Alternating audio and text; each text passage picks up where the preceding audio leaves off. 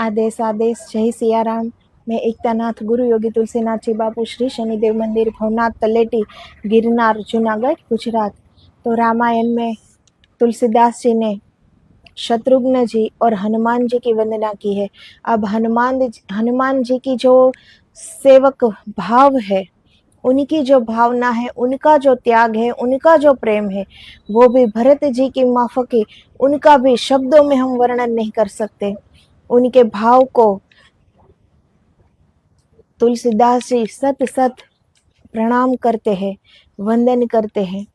हनुमान जी की जो सेवा है, इतने शूरवीर, इतने बलशाली, और एक सेवक की भांति रहना, पूरा जीवन ऐसे रहना, अपने राम जी के चरणों में समर्पित रहना,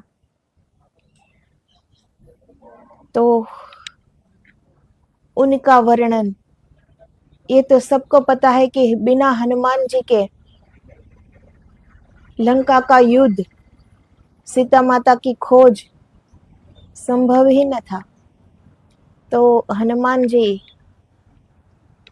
के विषय में आगे जब रामायण शुरू होगी तो उनके सारे काज, उनके सारे कार्य की बात करेंगे। ये तो अभिवंदना है, तुलसीदास जी सबको वंदना कर रहे हैं। जैसे भरत जी के प्रेम का वर्णन शब्दों में नहीं कर सकते, इसी तरह हनुमान जी का जो सेवक भाव है, उनका जो त्याग है, उनका जो प्रेम है, उनके लिए भी कोई शब्द बने ही नहीं। तो बस भाव से, हम भी प्रेम से उनके चरणों में वंदन कर सकते हैं, वर्णन नहीं कर सकते। तो आगे तुलसीदास जी अब जाम्बवान जी, अंगद जी, उनको प्रणाम करते हैं। कपिपति रीछ निशाचर राजा, अंगदादी जे किस समाजा, बंदो सबके चरण सुहाए, अधम शरीर राम जिन्ह पाए। तो राजा शब्द रीछ और निशाचर दोनों के साथ है। जाम्बवान जी ऋषराज है। यथा कहई रीछपति सुनु हनुमाना, जरठ भयउ अब कहई रीछेसा। जब हम हनुमान चालीसा का पाठ करते हैं तो आगे ये जरूर ये चौपाई बोलनी चाहिए, क्योंकि हनुमान जी के बचपन में जो उनको ऋषियों ने श्राप दिया था कि तुम अपनी सारी शक्तियां भूल जाओगे, वही शक्ति जब सीता जी की खोज करने के लिए दरिया पार करना था, तो जाम्बवान जी ने वही शक्ति उन्हें वो याद दिलाते हैं। कहई ऋषिपति सुनु हनुमाना, का चुप साधे रहो बलवाना, पवन तनय बल पवन समाना, बुद्धि विवेक विवेक तब जाना। तो जो जाम्बवान जी है, बड़े ज्ञानी है, ऋषराज है, बड़े ज्ञानी है। तो उन्हें पता है कि हनुमान जी की शक्ति को श्राप मिला हुआ है, तो वो तब उनको शक्ति याद दिलाते हैं कि राम काज करने के लिए ही तुम्हारा अवतार हुआ है हनुमान जी। ऐसा कौन सा काम है जो तुम नहीं कर सकते? इतनी शक्तियों के दाता हो तुम, इतनी शक्तियों के भंडार है तुम्हारे अंदर, ऐसा कोई काज नहीं कि जो तुम नहीं कर सकते। पवन तनय बल पवन समाना, बुद्धि विवेक विनय सब जाना।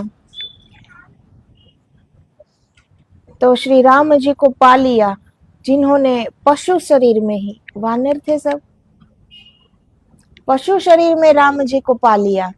ये बहुत बड़ी बात होती है ना, मानव देह हो तो बात समझ में आती है कि हम अपने कल्याण के मार्ग पर आगे बढ़े, हम प्रभु प्राप्ति करें, लेकिन पशु शरीर में। ऋषपति थे जाम्बवान जी, वृक्षराज थे, अंगद जी, सुग्रीव जी सब वानर थे, नल नील अंगद सब वानर थे, और विभीषण जी असुर थे। तो उस देह में रहकर भी उसी प्रभु प्राप्ति कर ली, ये बहुत बड़ी बात है।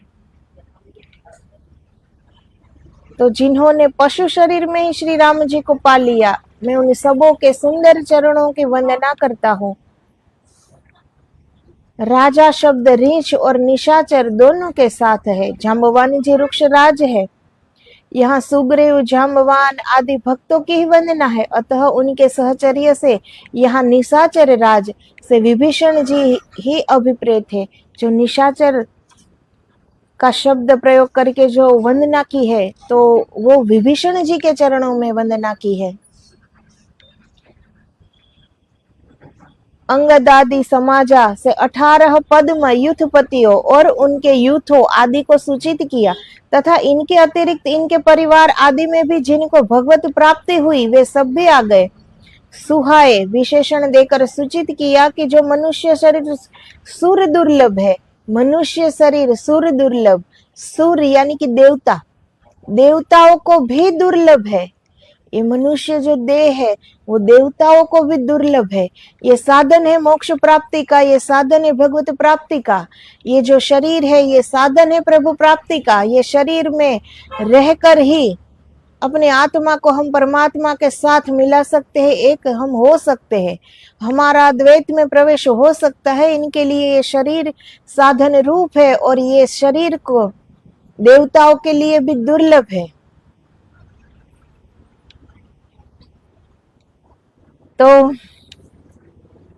मनुष्य शरीर सुर दुर्लभ है और जो साधन धाम मोक्ष कर द्वारा, ये साधन है मोक्ष का कहा गया है, उसमें भी भगवत प्राप्ति कठिन है। तो ये जो मनुष्य शरीर देवताओं को भी दुर्लभ कहा, उन मनुष्यों को भी प्रभु प्राप्त करना बड़ा दुर्लभ है, बड़ा कठिन है। वो प्रभु प्राप्ति इन वानरों ने कर ली। तो ये बहुत बड़ी बात है कि उसमें भी भगवत प्राप्ति कठिन है और इन्होंने तो पशु, वानर, रीछ और राक्षसी देह में भगवत प्राप्ति कर ली, तब ये क्यों न प्रशंसनीय हो। देखिए ब्रह्मा जी ने भी इनकी प्रशंसा की है। कृत कृत्य विभो सब वानर ए निरखंती तवानन सादर ए धिग जीवन देव शरीर हरे। इसी से इनके चरणों को सुहाए कहा और इनकी वंदना श्री रामचंद्र जी के भाइयों, उपासकों और मुनियों के बीच में की है। तो अभी भाइयों की वंदना हुई और तुरंत तुलसीदास जी ने इन सब की वंदना की है। ये क्यों प्रशंसनीय न हो। पशु योनि में रहकर, असुर योनि में रहकर भी भगवत प्राप्ति कर ली। सुहाए इससे कहा कि इन्होंने चरण द्वारा ही दौड़ धूप करके अधम शरीर से ही श्री राम कृपा संपादन की है। श्री सीता जी की खोज में बहुत दौड़े हैं। जिस अंग द्वारा श्री राम सेवा हो सके वही सुहावन है, अन्य सुहावन है। पुनः श्री राम जी ने भुषुंडी जी से कहा है, भक्तिवंत अति नीचऊ प्राणी, मोहे प्राण प्रिय असीमम बानी। ये सब वानर आदि भगवान को अति प्रिय है। ए सब सखा सुनहु मुनि मेरे, मम हित लागी जन्म इन हारे। भरत हुते मोहि अधिक प्यारे, तुम अति कीन्ही मोरी सेवकाई। मुख पर के ही विधि करो बड़ाई, ताते मोहि तुम अति प्रिय लागे। जैसे भरत जी मुझे अति प्रिय है, मुझे सबसे अधिक प्रिय है, ऐसे ही तुम सब मेरे प्रिय हो, मेरे स्नेही हो। सब मम प्रिय नहीं तुम ही समाना, मृषा न कहो मोर यह बाना। अतएव सुहाय विशेषण उपयुक्त ही है, नहीं तो ब्रह्मा समान भी कोई क्यों न हो, वह प्रशंसा योग्य नहीं हो सकता। जिन्होंने भक्ति प्राप्त नहीं की, जिन्होंने मुक्ति प्राप्त न की, जिनका प्रभु के चरण में अनुराग नहीं है, उनका पद ब्रह्मा जी जैसा हो तब भी वो प्रशंसनीय नहीं है। और ये पशु योनि में रहकर भी भगवत प्राप्ति कर ली, तो ये प्रशंसनीय है, वंदना के योग्य है। राम विमुख लही विधि सम देही, कभी को विधि न प्रशंस ही तेही। अधम शरीर राम जिन पाए, अधम शरीर पृथ्वी, जल, तेज, पवन और आकाश इन पंचभूतों से बना हुआ होने से शरीर को अधम कहा जाता है। क्षिति जल पावक गगन समीरा, पंच रचित अति अधम शरीरा। श्री राम जी ने वाली के मरने पर तारा से ये वचन कहे हैं इसके अनुसार 5 भौतिक सभी शरीर अधम हुए, उस पर भी वानर, रींछ और राक्षस शरीर अधिक अधम है। इसका लक्ष्य लेकर तो श्री हनुमान जी ने अपना कार्पण्य दर्शाया है। प्रातः ले जो नाम हमारा, ते ही दिन ताही न मिले आहारा। ये हनुमान जी ने कहा है कि जो सुबह सुबह हमारा नाम ले तो उसे उस दिन तो उसे भोजन भी प्राप्त न हो। कैसे वो सेवक है, रुद्र के 11वें अवतार है, फिर भी झुकना कोई हनुमान जी से सीखे। थोड़ी सी भी प्रभुताई हो तो कितना अहंकार हो जाता है व्यक्ति में। और हनुमान जी ऐसा कोई कार्य नहीं है कि जो इस सृष्टि में ऐसा कोई कार्य नहीं कि जो हनुमान जी ना कर सके। फिर भी ऐसी बात कहना कि जो प्रातः ले नाम हमारा, उस दिन उसे भोजन भी न मिले, ये बात कहना, ये बात सिर्फ हनुमान जी कह सकते हैं, जिसके पास बिल्कुल अहंकार है ही नहीं। राम जी के चरण की भक्ति के सिवा कुछ है ही नहीं हनुमान जी के अंदर, वो ऐसी बात कर सकते हैं। बाकी जिसके अंदर मैंपन है, अहंकार है, थोड़ा सा भी कर लो तो और अहंकार आ जाता है कि ये मैंने किया है, मैं न होता तो ये हो ही नहीं सकता। अगर ये बात हनुमान जी कहे तो ठीक भी है कि लंका का युद्ध और सीता जी की खोज हनुमान जी के बगैर हो ही नहीं सकती, ये हम सब जानते हैं। लेकिन हनुमान जी वो ऐसी बात कर ही नहीं सकते, क्योंकि उनमें अहंकार है ही नहीं। वो जो भी कार्य करते हैं वो कहते हैं कि ये राम जी की कृपा से हुआ है, मैंने नहीं किया। अपना अस्तित्व पूर्णतया खो दिया है राम जी में। अपना अस्तित्व अलग है ही नहीं कि अपने पर कोई गौरव करे, कि अपने पर कोई अहंकार करे, कि अपनी बात कहे। अपना पूर्ण अस्तित्व उन हनुमान जी ने राम जी में खो दिया है। जितना राम जी के मुख से निकलता है उतने ही वचन पालन करते हैं वो। आज भी हनुमान जी अजर है, अमर है, आज भी है, क्योंकि राम जी ने कहा कि तुम्हें इस सृष्टि में रहना होगा। तो हनुमान जी आज भी है, अजर है, वो अमर है। उन्होंने इतना ही कार्य किया जितना राम जी के मुख से निकला। तो ऐसी बात हनुमान जी ही कर सकते हैं। असमय अधम सखा सुनु, अशुभ होई जिनके सुमरी ते बानर रिच बिकारी, विषय बश सुर नर मुनि स्वामी।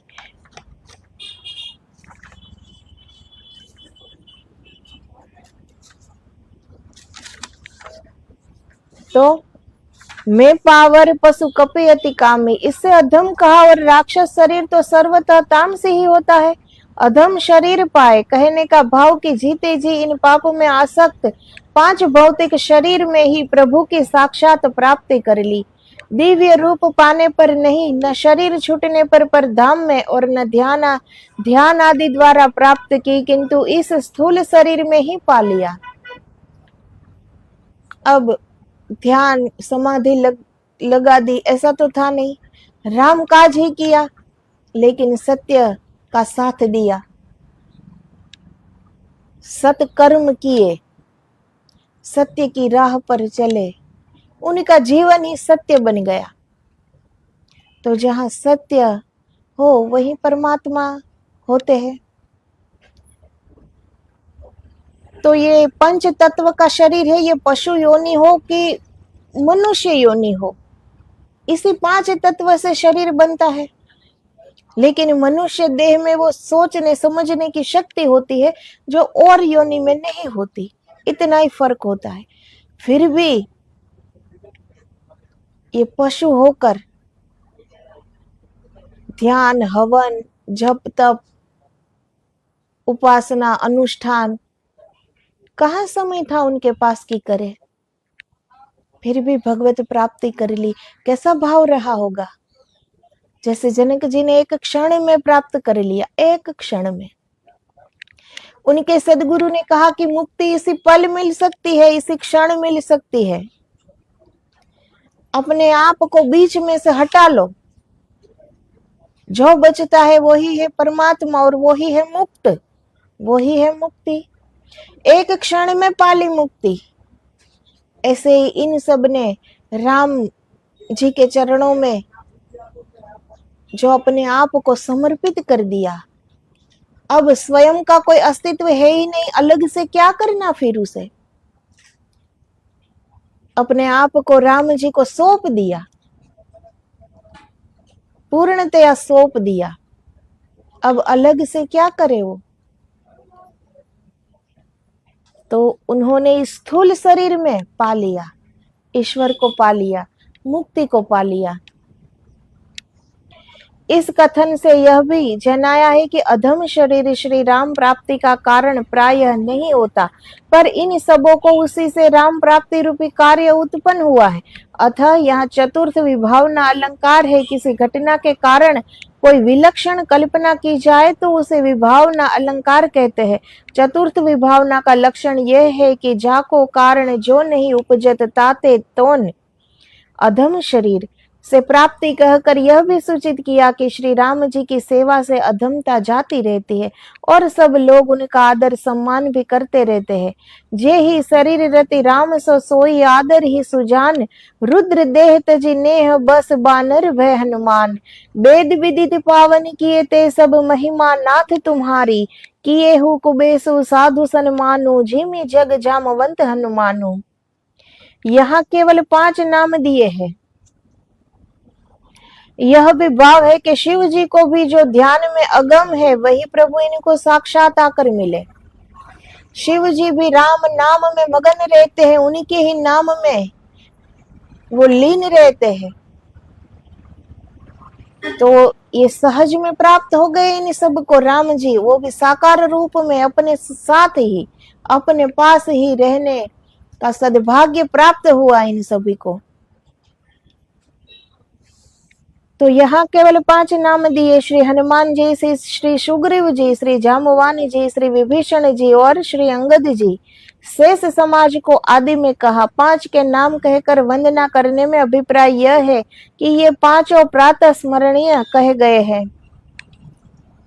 ब्रह्म यामल ग्रंथ में श्री रामम च हनुमंतम सुग्रीवम च विभीषणम अंगदम जामवंतम च स्मृत्वा पापे प्रमुच्यते।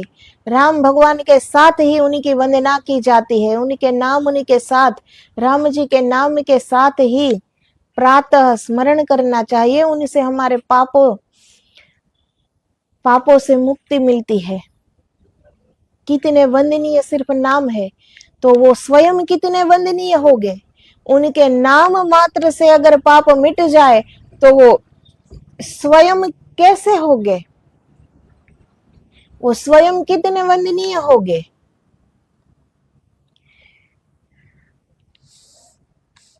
तो श्री राम जी की सेवा का यह फल है कि वही अधम जिनका प्रातः स्मरण अशुभ समझा जाता था वे ही प्रातः स्मरणीय हो जाए।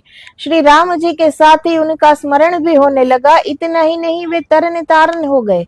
यथा मोहि समेत शुभ कीर्ति तुम्हारी, परम प्रीति जो गाई है। संसार सिंधु अपार पार, प्रयास बिनु नर पाई है। राम जी कहते हैं कि मेरे ही समान जो तुम्हारा नाम लेगा वो इस भव सागर से पार हो जाएगा। उनके नाम में ही कितनी शक्ति है, देखो स्वयं में कितनी शक्ति होगी। उनके नाम से अगर हम मुक्त हो सकते हैं, स्वयं कितने मुक्त होंगे। तो देह चाहे कोई भी हो, ये करके दिखाया। ये हमें समझने के लिए ही ये सब अवतार लेके आते हैं, समझाने के लिए कि शरीर कोई भी मिले शरीर, लेकिन करना चाहे तो हर शरीर में हम कर सकते हैं, क्योंकि पशु का शरीर भी पंच तत्व से ही बना है, जैसा हमारा पंच तत्व से बना है, कोई भिन्नता नहीं है। करना चाहे तो हर शरीर में कर सकते हैं, चाहे वो पशु योनि हो या असुर योनि हो, कोई भी योनि हो। कर सकते हैं और प्रभु को प्राप्त कर सकते हैं। रघुपति चरण उपासक जेते, खग मृग सुर नर असुर समेते, बंदो पद सरोज सब केरे, जे बिनु काम राम के चेरे। तो पशु पक्षी देवता मनुष्य और असुरों समेत जितने भी श्री राम जी के चरणों के उपासक हैं, मैं उन सब के चरणों को प्रणाम करता हूँ जो श्री राम जी के निष्काम सेवक हैं। अब इन लोगों ने कोई कामना नहीं की है कि हम राम जी की इतनी सेवा कर ले तो बदले में कोई हीरे जवाहरात मिल जाए, कि बदले में हमें मोक्ष मिल जाए, कि बदले में हमें भक्ति मिल जाए। कोई भी कामना नहीं है इन लोगों को।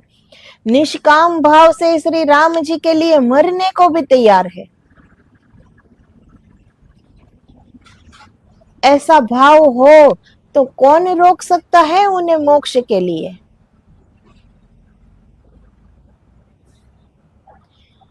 थोड़ा सा भी अगर हम किसी का कुछ कर ले आज के समय में, तो हम सामने देखते हैं कि तुरंत वो हमें धन्यवाद कहे। कुछ ना दे तो धन्यवाद के अभिलाषी रहते हैं हम। तो हम कुछ भी करते हैं तो हमें कुछ ना कुछ चाहिए सामने वाले से। अच्छा काम करते हैं फिर भी कि सब हमें अच्छा कहे, मेरी वाह वाही हो, मेरी इज्जत बढ़े, मेरा नाम हो, समाज में सब मेरी वाहवाही करे। इसीलिए हम सत्कर्म करते हैं। इसीलिए ज्यादातर लोग इसीलिए करते हैं, इसीलिए नहीं करते कि यही काम करने चाहिए। हमेशा सत्कर्म करने चाहिए, प्रभु को साक्षी रख कर जीना चाहिए।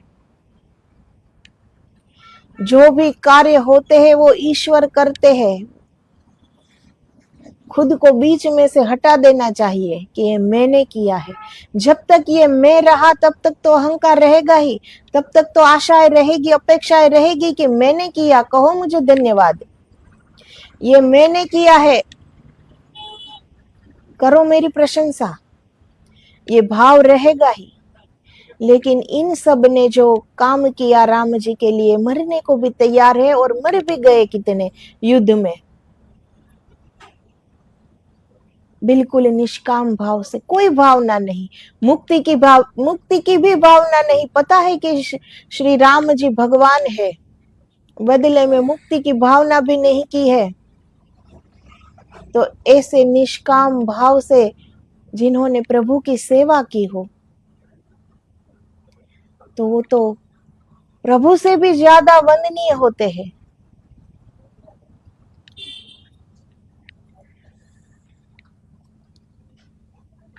इसीलिए तुलसीदास जी इन सब के चरणों की वंदना करते हैं। उपासना का फल श्री राम जी की प्राप्ति है। श्री सुग्रीव जी आदि को श्री राम प्राप्ति हो चुकी, वे नित्य परिकरों में सम्मिलित हो चुके, इससे वे उपासकों से श्रेष्ठ है। इसीलिए श्री सुग्रीव आदि के पीछे अब रघुपति चरण उपासकों की वंदना की गई। यहाँ से वंदना की कोटि बदल रहे। बंदऊ प्रथम भरत के चरना से लेकर बंदऊ सबके चरण सुहाए, तब तक एक से एक लघु कहते गए। अर्थात श्री भरत जी से छोटे लक्ष्मण जी, इनसे छोटे शत्रुघ्न जी, तब उनसे छोटे श्री हनुमान जी आदि क्रम से कहे गए। अब रघुपति चरण उपासक जेते, बंदऊ नाम राम रघुबर को, तक एक से एक बड़ा कहते हैं। उपासकों से ज्ञानी भक्त बड़े, उनसे श्री जानकी जी बड़ी, फिर श्री राम जी, और इनसे भी बड़ा इनका नाम है। पूर्व एक बार सुर नर असुर की वंदना कर चुके, देव दनुज नर नाग खग प्रेत पितर गंधर्व, बंदो किन्नर रजनीचर कृपा करहु अब सर्व। अब यहाँ फिर दोबारा वंदना क्यों की है? तो इसका उत्तर यह है कि पहले उनकी वंदना जीव कोटि में की गई थी और अब उपासक कोटि में मानकर उनकी वंदना करते हैं। तो तुलसीदास जी ने इन सब की वंदना पहले भी की है, लेकिन अब भी उनकी वंदना करते हैं। पहले वो जीव कोटि को मानकर वंदना की, अब उपासक कोटि को मानकर वो वंदना करते हैं।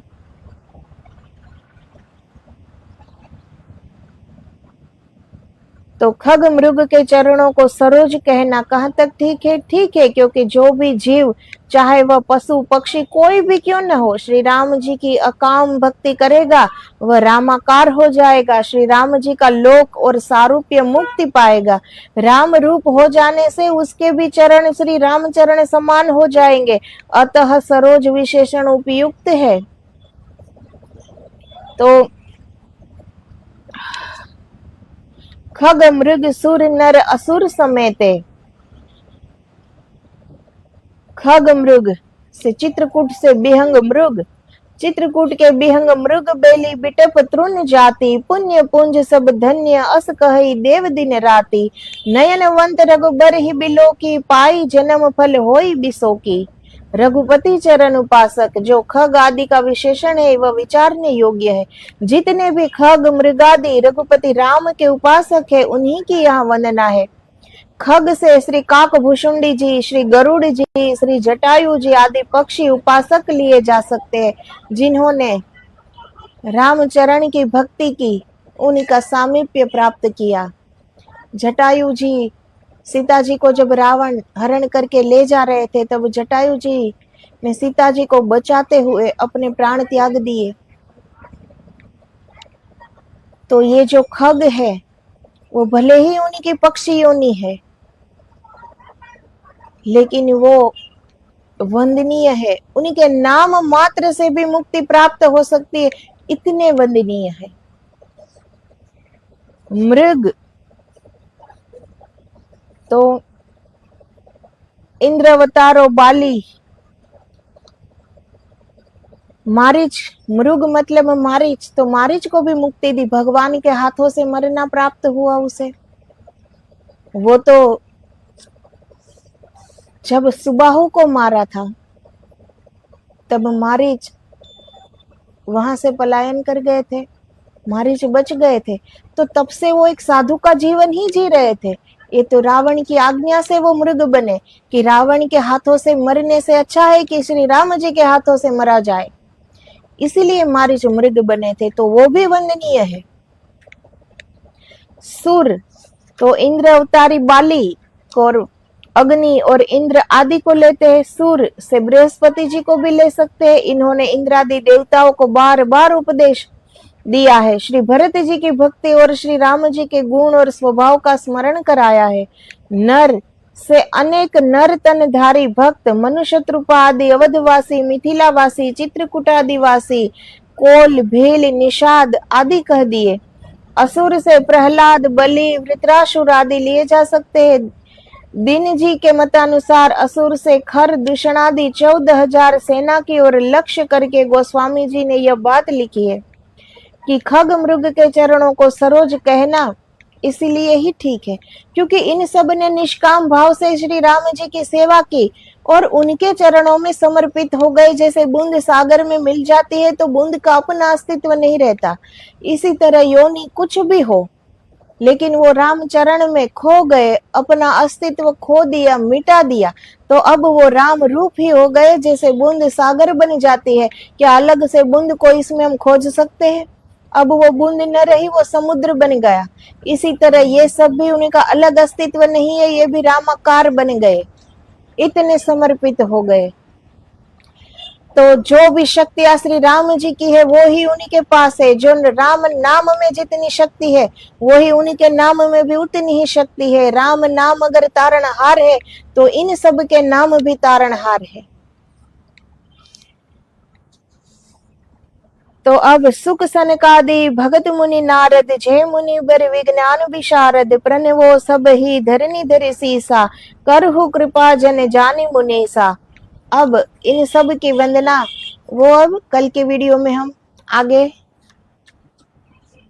इन सब की वंदना करेंगे। तो आज बस इतना ही।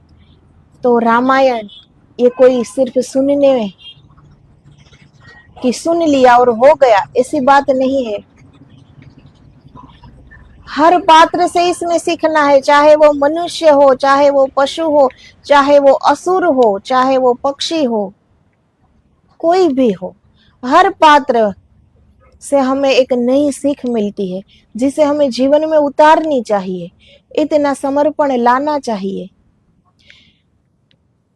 सोचना चाहिए कि पशु होकर भी इतना समर्पित हो सकते हैं, प्रभु होकर भी प्रभु चरण में इतना अनुरागी हो सकते हैं, तो फिर हम क्यों सिर्फ रागी है, हम क्यों अनुरागी नहीं है? हम संसार के राग की तरफ ही क्यों भाग रहे हैं? हम ईश्वर के अनुराग की ओर क्यों नहीं बढ़ रहे? हमारा हृदय उस अनुराग से क्यों नहीं भर रहा? सिर्फ मन ही क्यों राग में फंस रहा है? ये सोचना चाहिए हमें। तो रामायण ये सिर्फ सुना और फिर सुन के जैसे है वैसे ही रहे, तो फिर कोई मतलब है नहीं सुनने का, व्यर्थ समय बिगाड़ने का। हम सबको इनसे सीखना चाहिए, ऐसे ही हमें जीवन जीना चाहिए। हम अपने घर को भी अयोध्या क्यों न बनाए? अपने हाथों में है ये सब करना। भगवत प्राप्ति करना, मुक्ति प्राप्त करना, ये हमारे हाथ में है। ये किसी और के हाथ में नहीं कि हमें अभी वो आए और उससे हम ले, ऐसी तो कोई बात है नहीं। ये हमारे ही अपने हाथ में है। तो इतना सुंदर, इतना सुलभ हमें समय प्राप्त है, समझ प्राप्त है, इतने ग्रंथ प्राप्त है, फिर भी अगर कुछ न कर पाए तो हमारे जैसा दुर्भागी और कौन होगा? इसलिए अपने आलस्य को छोड़कर, अपने थोड़े अहंकार को छोड़कर इस ओर आगे बढ़ा जाए। आज नहीं तो कल करना तो पड़ेगा। अगर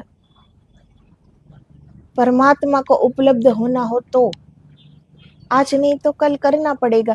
तो फिर आज से ही क्यों ना करे? तो जय सिया राम। आदेश आदेश। जय गिरनारी। जय गुरुदेव।